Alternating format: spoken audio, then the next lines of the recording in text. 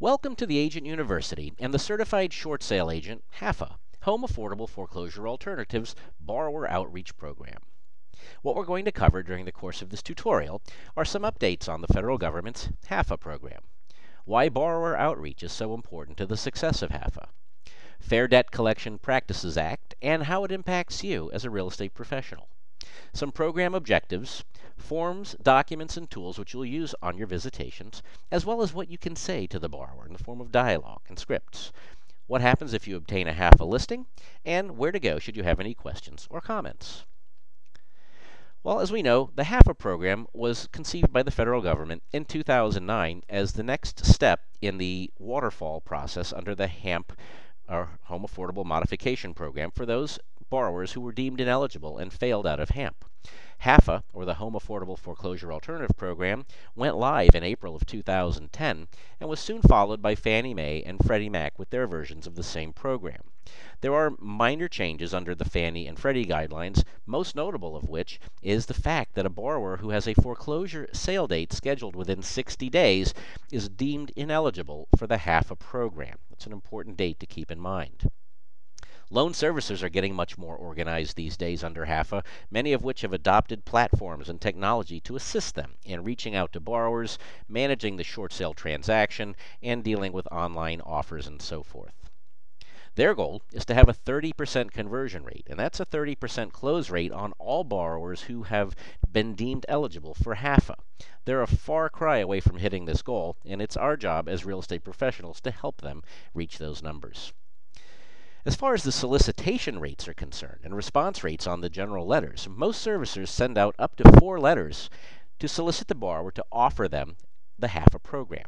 The initial letter is sent out outlining the terms and conditions of the program. If the borrower does not respond to that within 10 days, the servicer will typically send out a reminder letter. And that reminder letter stipulates that they only have 4 more days to comply with their 14-day window to respond to the solicitation. Most servicers are providing a grace period for borrowers and are entitled to do so, in which case they'll send out a 15-day letter, letting the borrower know that they just missed their opportunity, and if they don't respond immediately, may be deemed ineligible for HAFA, which would result then in the 21-day expiration letter. The response rate to these direct mail solicitations has been less than 3% nationwide, which is not surprising for real estate professionals who do direct mail marketing themselves. Coupled with borrower outreach phone calls and outbound calls, only a mere 6% of borrowers have responded to these solicitations and involved themselves in the HAFA program. Recalling that the servicer's objective is 30% conversion rate, it looks like there's a problem in the marketplace. And again, real estate professionals, you are key to the solution. So, why borrower outreach? Well, first and foremost, it provides an improvement to the conversion rates that the servicers are looking for. Real estate professionals are able to mobilize quickly and have often been sought after as the solution to many of the country's great woes. It also provides servicers with vital information about the property and the borrower's intent, as well as creating listing opportunities for certified short sale agents across the nation. And most importantly, this program helps distressed borrowers who are dealing with a very difficult situation. The Fair Debt Collection Practices Act was actually initiated in 1978 and was added to the Consumer Credit Protection Act. Its purposes are to eliminate abusive practices in the collection of consumer debts and to promote fair debt collection and provide consumers with an avenue for disputing and validating debt information. The Act creates guidelines under which debt collectors may conduct business, defines the rights of consumers, and prescribes penalties and remedies for violations of the Act. It is often used in conjunction with the Fair Credit Reporting Act. Now, our role in the Borrower Outreach Program does not fall under Fair Debt Collections Practices Act if done correctly, and therefore we won't be dealing with issues of harassment or abuse, false or misleading representations, unfair practices, validating any debts or multiple debts, nor will we be discussing any legal actions that may be taken by debt collectors. Last but not least, we'll also not be furnishing any deceptive forms. Now, back in 2008, the Federal Trade Commission actually provided an advisory opinion stating that Fair Debt Collection Practices Acts are not prohibiting debt collectors in the foreclosure context from communicating with consumers regarding possible settlement options that may exist to assist consumers to avoid foreclosure. Now, formerly the U.S. Foreclosure Network, the nation's largest not-for-profit association of foreclosure law firms, asked the Commission to render a statement whether a debt collector violates the FDCPA Act or if he or she communicates with a consumer regarding possible foreclosure settlement options. The FTC's advisory opinion concluded that providing truthful and non-misleading information to a consumer about settlement options vis-a-vis the HAFA program would not be per se a violation of FDCPA. But specific communications could violate these sections if they contained false or misleading representations. So once again, our role is to stay well within the limits of what this Act provides and to be compliant every step of the way. Some of the objectives of the Borrower Outreach Program include verification of occupancy of the property, general condition, has there been vandalism, is it missing parts and pieces, determining the homeowner's desire with respect to the property, that is, do they want to stay in the home or sell it, verify if they've received any communication from their servicers, and of course we understand they've probably received at least 4 letters and several phone calls, and to provide the homeowner with the 800 number for their respective servicers. Some of the tools that you will have at your disposal as a certified short sale agent include the Borrower Outreach Instruction Kit, and we'll go over each of these in detail momentarily. A HAFA homeowner script, what to say to the borrower when you meet with them. The property inspection report, a simple one-page report that'll take about 5 minutes to complete. The mortgage servicers and loss mitigation phone numbers that you can provide to the borrower, and in fact, maybe make the phone call while you're there with them. The National Association of Realtors handout, the HAFA brochure. As far as your borrower outreach instructions are concerned, you're going to want to prepare yourself for your visitations. Make sure that you've internalized the script, that you've got plenty of handouts available in your property inspection reports. Recall what the purpose of your visit is, and again, we'll go over this in detail. Do the inspection report and save it for future reference. Offer your services as a real estate professional and to be able to assist the borrower in navigating their way through this HAFA program. And get the borrower to communicate with their servicer ASAP. If you take a look at the instructions, and again, you've got them in your handouts, and we'll have them sent to you via email if you don't have them already, you're going to want to prepare for your visitation by assembling enough packages for the number of properties you plan to visit. Review the script, print the handouts, and bring copies of the inspection report. Remember, your purpose is to verify occupancy, general condition of the property, determine the homeowner's desires, and verify if they've received communication from their servicer, and provide them with that phone number to make that call. With respect to the property inspection report, this shouldn't take more than a few minutes to complete. Simply check off the applicable boxes which you're able to complete, and this form will be used by your loan servicer later on as part of the HAFA eligibility check. If the property is already listed, please provide a copy of the MLS sheet. Also include a printout from your local tax record showing the notice of default or list pendants. Most of your multiple listing services provide that information in the tax rolls. And last but not least, take one exterior photo of the property. Don't forget to offer your services as a certified short sale agent who specializes in HAFA short sales. As far as speaking with the borrower is concerned, much like any traditional cold call, if you will, you're going to identify yourself, state the reason for your visit, validate as to why you're there visiting the homeowner, share some of the benefits for the homeowner, create a call to action, get them to call that servicer immediately, and tie down or close for a meeting with them, either now or later.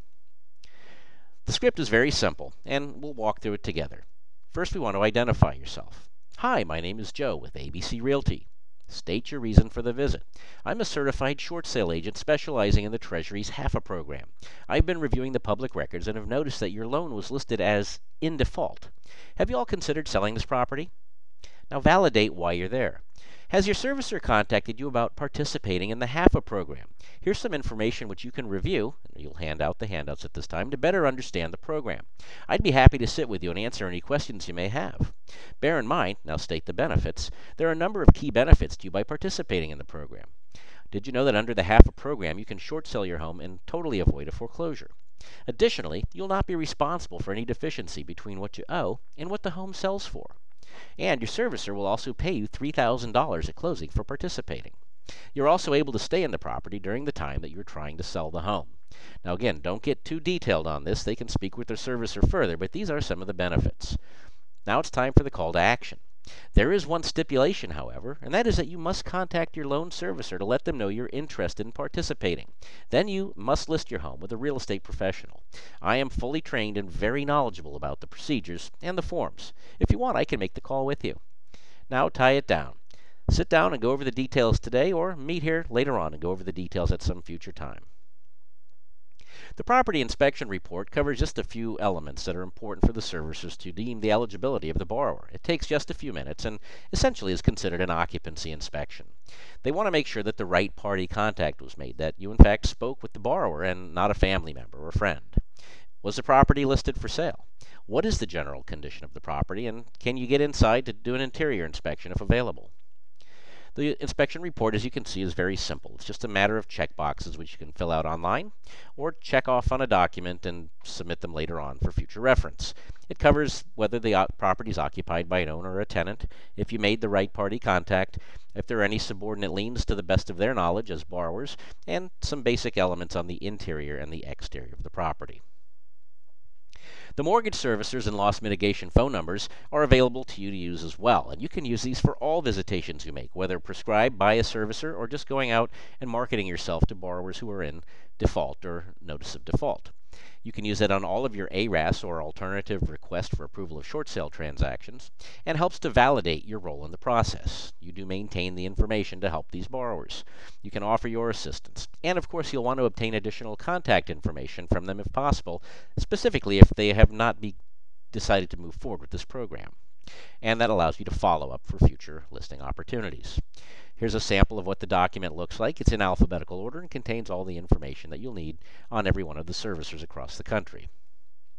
The NAR has also developed a very nice handout about the HAFA program for use by real estate professionals.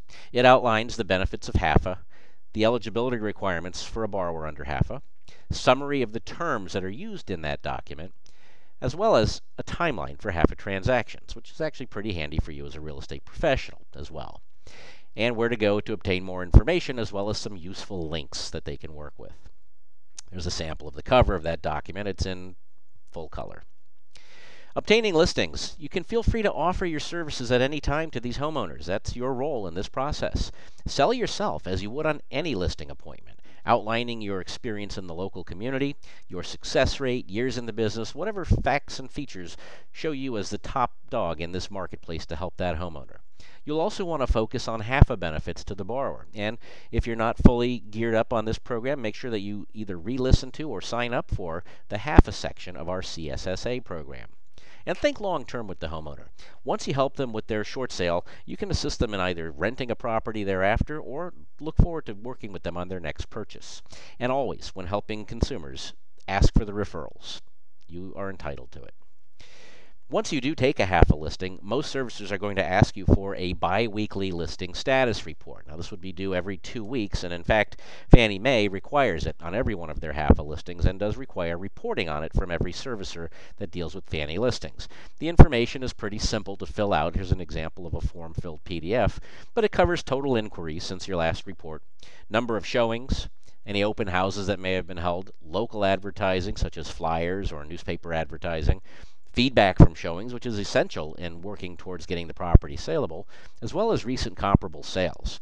And your servicer wants this property priced correctly, so you're going to need to provide them with those comparable sales listing sheets to validate those prices, as well as new listings that come on the market.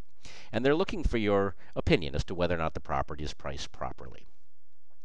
If you'd like to get some more information or you have questions, feel free to visit the Agent University at the link provided here, or give them a call at 866-382-4445. If you have any questions, feel free to shoot out the email or give a phone call, and again, we thank you for your time.